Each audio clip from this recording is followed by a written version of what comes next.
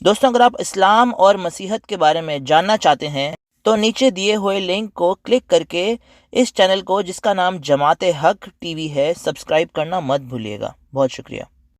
میرے پیارے دوستوں، آپ کے سامنے یہ AK-47 جو ایک ویپن ہے، اس کو چلانے کے لیے یوزلی ایک لائسنس چاہیے ہوتا ہے۔ جو لائسنس نہیں ہوتا جس کے پاس وہ نہیں چلا سکتا، وہ کسی کو جاں بحق بھی نہیں کر سکتا، کیونکہ یہ ایک ایسا ہتھیار ہے جس سے آپ کسی کی بھی جان لے سکتے ہیں۔ اس ہتھیار میں اور اسلام میں فرق صرف اتنا ہے کہ اس ہتھیار سے اگر آپ کسی کی جان لینا چاہیں گے تو یوزلی آپ کو ایک لائسنس کی ضرورت پڑے گی، مگر اگر آپ اسلام کے نام پہ کسی کی جان لینا چاہیں گے تو آپ کو کسی لائسنس کی ضرورت نہیں ہے، ہیں دونوں ہی ویپن۔ دوستوں مزید ڈسکشن سے پہلے میں چاہوں گا کہ آپ اس چینل کو سبسکرائب کریں، بیل آئیکن کو کلک کریں، ویڈیو کو لائک اور شیئر لازمی کیجیے گا۔ اسلامی جمہوریہ پاکستان کے اندر ایک شہر جس کا نام سیالکوٹ ہے، وہاں پر ایک ہندو جس کا نام پریانتھا کمارا ہے، وہ آتا ہے اس نیت کے ساتھ کہ وہ اپنے گھر کی روزی روٹی چلا سکے جو کہ شری لنکا میں ہے، اور اس نیت سے آتا ہے کہ وہ اس فیکٹری کی ریونیو میں اضافہ کر سکے اور اس میں بہتری لا سکے۔ مگر دوستوں جس ملک میں اسلامی جمہوریہ ہوگا اور جس ملک میں اسلام میجورٹی میں ہوگا، وہ ملک کیا خاک ریونیو پیدا کرے گا۔ دوستوں پاکستان کے شہر سیالکوٹ میں بہت ساری فارن فیکٹریز ہیں جو کہ پاکستان کو بہت زیادہ فارن ریونیو جنریٹ کر کے دیتا ہے، یعنی کہ پاکستان میں جب بھی کوئی روڈ بنتا ہے یا کھیلنے کودنے کا کوئی پارک بنتا ہے تو وہاں پر جو پیسہ آتا ہے وہ باہر سے آتا ہے، وہ ان فیکٹری سے ہی بنتا ہے۔ اور مسلمانوں نے اس فیکٹری میں مینیجر کو آگ لگا کر اس فیکٹری کا تو نقصان کیا ہی، ساتھ میں پاکستان کا بھی بہت نقصان کیا۔ اور دوستوں جو 40-50 یا اس سے بھی زیادہ لوگ ہوں گے وہ سارے بے روزگار ہو گئے ہوں گے۔ تو اسلام کا جو گستاخ رسول کا قانون ہے اس سے آخر کار نقصان تو مسلمانوں کو ہی ہوا۔ اور اس کے بعد اب یہ ہوگا کہ جتنی بھی فیکٹریز ہیں جو پیسہ بنا کے دے رہی تھیں پاکستان کو اور مسلمانوں کو، وہ ساری فیکٹریز انڈیا اور بنگلہ دیش میں چلی جائیں گی۔ اصل میں تو یہ ایک مسلمان ملک کا نقصان ہوا اور غیر مسلمان ملک کا فائدہ۔ پاکستان تو ویسے ہی ایک غریب ترین ملک ہے، اتنے پیسے نہیں پاکستان کے پاس کہ وہ اپنا ہی ملک چلا سکے۔ یقین نہیں آتا تو چل کے عمران خان کی بات سنیں۔ ہمارا سب سے بڑا پرابلم یہ ہے کہ ہمارے پاس اتنا پیسہ نہیں ہے اپنے ملک کو چلانے کے لیے، اور جس کی وجہ سے ہمیں قرضے لینے پڑتے ہیں۔ اور یہ ہم نے جو ایک جس طرح گھر بھی کسی کا ہو، اگر گھر کے اندر آپ کے خرچے زیادہ اور آپ کی آمدنی کم ہے، وہ گھر مشکلات میں پڑا ہی رہے گا، اس میں کبھی بھی اس گھر کے اندر آگے بڑھنے کی صلاحیت نہیں ہوگی، کیونکہ وہ جو پیسہ آپ کے پاس سیو کر کے جو آپ انویسٹ کرتے ہیں اپنی فیوچر کے لیے، وہ آپ کے پاس پیسہ ہی نہیں ہوگا کبھی۔ اور یہ ہمارا مسلسل پرابلم رہا ہے پاکستان۔ دوستوں اسلام ایک ایسا مذہب ہے جس سے صرف غیر مسلمانوں کو نقصان نہیں بلکہ مسلمانوں کو خود بھی نقصان ہوتا ہے۔ ایک ایسا بھی واقعہ ہوا فیصل آباد میں جہاں پر ایک بیٹے نے اپنے باپ کو قتل کر دیا کیونکہ وہ صبح فجر کے لیے نماز کے لیے نہیں اٹھتا تھا۔ جی ہاں، یہ جیو نیوز کی اسکرین شاٹ آپ دیکھ سکتے ہیں۔ دوستوں ثانیہ سیالکوٹ کے اندر ہوا کیا تھا چل کے جانیں گے اس ویڈیو کے اندر، اور آپ خود بتائیے گا کہ پریانتھا کمارا جو ہے وہ گستاخ رسول ہے یا یہ ملا جس کی ویڈیو میں ابھی آپ کو دکھاؤں گا وہ گستاخ رسول ہے۔ اچھا یہ بتائیے گا کہ جو پریانتھا تھے یہاں پہ جی ایم بطور پروڈکشن مینیجر کام کر رہے تھے، ان کا رویہ کیسا تھا فیکٹری میں؟ تو کیا وجہ تھی؟ آپ سمجھتے ہیں کہ وہ کام میں وہ سخت ڈیوٹی کے دوران وہ سختی اپنا رخصت وغیرہ رکھتے تھے؟ جی وہ میرٹ پہ کام کرتے تھے، میرٹ پہ جو ظاہر ہے انسان کا رویہ تھا۔ اچھا یہ تو ایک چھت پہ جب وہ گئے، آپ کو کیسے پتا لگا آپ وہ چھت پہ چلے گئے؟ آپ سے پہلے آپ گئے تھے ہجوم تھا یا پہلے آپ اوپر موجود تھے؟ ہم میٹنگ کر رہے تھے تو مجھے کس حوالے سے؟ ہم کوئی دوسری میٹنگ کر رہے تھے ایشوز کے حوالے سے، کیونکہ وہ جنرل مینیجر اپنے سارے مینیجرز کو، ہم ڈفرینٹ مینیجرز ہیں ان کو کال کرتے ہیں، وہ میٹنگ میں وہ ڈسکس کرتے ہیں، تو میں ان کے ساتھ میٹنگ کر رہا تھا ادر ایشوز پہ، تو اچانک مجھے کال آئی کہ پریانتھا صاحب نے نیچے کسی کو ڈانٹا ہے تو لوگ اوپر ان کی طرف آ رہے ہیں۔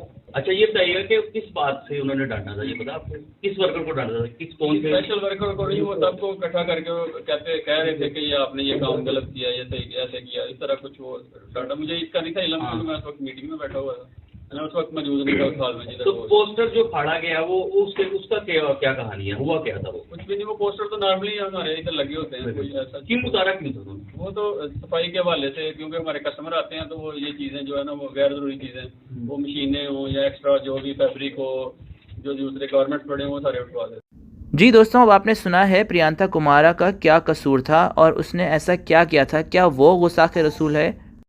اگر پریانتا کمارا یہ بولتا کہ حضرت محمد نے ماں بہن کی گالی دی ہے تو اس کے اوپر گستاخ رسول کا سچا مقدمہ ہو جاتا، مگر مسلمانوں کے دوگلے پن کا اندازہ آپ اس ویڈیو میں لگا سکتے ہیں۔ اور حضور صلی اللہ علیہ وسلم نے فرمایا تھا کہ اگر تم سنو کہ کوئی جاہلیت کا نعرہ لگائے تو اسے ماں بہن کی کھلی گالی دو۔ یہ فرمایا تھا فَإِن تَعَزَّى أَحَدٌ بِعَزَاءِ الْجَاهِلِيَّةِ فَأَعِدُّوهُ بِحَنِ أَبِيهِ وَلَا تَقْنُوا، فرمایا کہ اسے سری ماں بہن کی گالی دو۔ آپ کو یہ اجازت ہے ان تمام بے غیرت اور خبیث حاکموں کو ماں بہن کی گالی دیجئے جنہوں نے جاہلیت کو اسلام کے بدلے لیا۔ گستاخ رسول قانون کو ثابت کرنے کے لیے صرف ایک انسان کی گواہی کافی ہوتی ہے۔ اب وہ انسان چاہے اپنے پرسنل ایشو کی وجہ سے کسی کے اوپر گستاخ رسول کا الزام ڈال دے تو اس انسان کی جان بہت آسانی سے لی جا سکتی ہے۔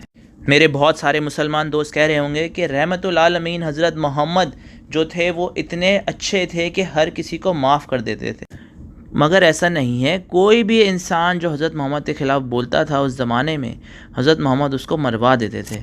ویسے تو ایسی بہت ساری دلیل میں پیش کر سکتا ہوں جس میں آپ کو یہ ثابت ہوگا، مگر میں فی الحال آپ کو ایک حدیث دے دیتا ہوں۔ سنن ابو داؤد حدیث نمبر 4361، جس چیپٹر کا نام ہی پنشمنٹ یعنی سزا ہے۔ ایک اندھے کے 2 بچے تھے اور ان 2 بچوں کی ماں جو کہ پریگننٹ تھی اور تیسرا بچہ جننے والی تھی، وہ عورت پیغمبر اسلام کو برا بھلا بولتی تھی اور تنقید کرتی تھی ان پر۔ تو اس اندھے نے اپنے ہی بچوں کی ماں کا قتل کر دیا اور اس کے پیٹ میں چاقو سے اس اپنے ہی بچے کو اور اس کی ماں کو مار ڈالا۔ اور جب پیغمبر اسلام کو پتہ چلا کہ ایسا قتل ہوا تو پیغمبر اسلام نے جواب میں کیا کہا اس اندھے کو، آپ پوری حدیث پڑھ سکتے ہیں ڈیٹیل میں۔ آخر میں یہاں لکھا ہے، پیغمبر اسلام نے کہا، سنو لوگوں، گواہ رہنا کہ اس کا خون لاغو ہے۔ جب بھی پاکستان میں کوئی بھی توہین رسالت کا کیس ہوتا ہے، اس کیس میں بھی ایسا ہی ہوتا ہے کہ کوئی بھی گواہ کی ضرورت نہیں ہوتی۔ کچھ پتہ نہیں کیا مسئلہ ہے، بس توہین رسالت کا کیس لگایا اور بندے کی جان کو مشکل میں ڈال دیا۔ اسی طرح سے پیغمبر اسلام نے بھی یہاں پہ یہی کیا۔ نہ پیغمبر اسلام نے یہ کہا کہ گواہ لا کے دو یا اس عورت کو میرے سامنے لے کر آؤ، اس نے ایسا کیوں بولا ہے، یا کوئی اور مجھے گواہی دکھاؤ کسی نے بولا ہے کہ ہاں اس عورت نے میرے کو کرٹیسائز کیا ہے یا میرے بارے میں غلط بولا ہے۔ یہ کہیں پر بھی نہیں لکھا ہوا۔ پیغمبر اسلام نے صرف یہ سنا کہ اس عورت نے یہ کہا آپ کے بارے میں اور میں نے اس کو مار دیا، انہوں نے آگے سے کہا یہ خون لاغو ہے۔ کیا پتہ دوستوں یہ اندھا اور صحیح مسلمان بن گیا ہو اور دوسری شادی کرنا چاہتا ہو اپنی بیوی سے چھپ کے، اور اس کی بیوی کو پتہ چل گیا اور وہ اس کو منع کرتی ہو، تو اس نے سوچا کیوں نہ اس پہ توہین رسالت کا کیس لگا کے اس کو اور اس کے اگلے بچے کو مار دوں، اپنے ہی بچے کو مار دوں، پھر میں دوسری شادی کرنے کے قابل ہو جاؤں گا۔ دوستوں یہ تو تھا اسلام۔ اب دوستوں اسی کے برعکس انجیل مقدس یعنی مسیحت کی کتاب کیا بولتی ہے وہ ہم چل کے دیکھتے ہیں۔ اسی معاملے میں خداوند یسوع المسیح میتھیو چیپٹر 40 میں ورس نمبر 10 سے آنورڈز فرماتے ہیں کہ اگر تمہیں کوئی میرے نام سے برا بھلا کہے تو تم اس کے لیے دعا کرو اور خوشی مناؤ کیونکہ آسمان میں تمہارا اجر بڑا ہے۔ اور یہی چیز 1 پیٹر چیپٹر 3 ورس نمبر 9 میں لکھا ہے کہ اگر تمہیں کوئی بھی برا بھلا کہے تو تم اس کو دعاؤں سے واپس جواب دینا۔ اور یہی چیز اگر ہم دیکھیں میتھیو چیپٹر 5 ورس 44 میں خداوند یسوع المسیح فرماتے ہیں کہ اپنے دشمنوں کے لیے دعا کرو اور جب تمہارے ساتھ کوئی برا کرے تو تم اس کے لیے بھی دعا کرنا۔ تو خداوند یسوع المسیح ہمیں ہمیشہ محبت کا ہی پیغام دیتے ہیں۔ تو دوستوں فیصلہ آپ کے ہاتھ میں ہے، کیا آپ ان کے لیے دعائیں کریں گے یا آپ ان کو قتل کریں گے؟ بہت شکریہ۔ اسلام اور مسیحت کی مزید جانکاری کے لیے جماعت حق کو سبسکرائب کرنا مت بھولیے گا۔ دوستوں نیچے دیے گئے ایک لنک پر کلک کر کے اس چینل کو سبسکرائب کرنا مت بھولیے گا۔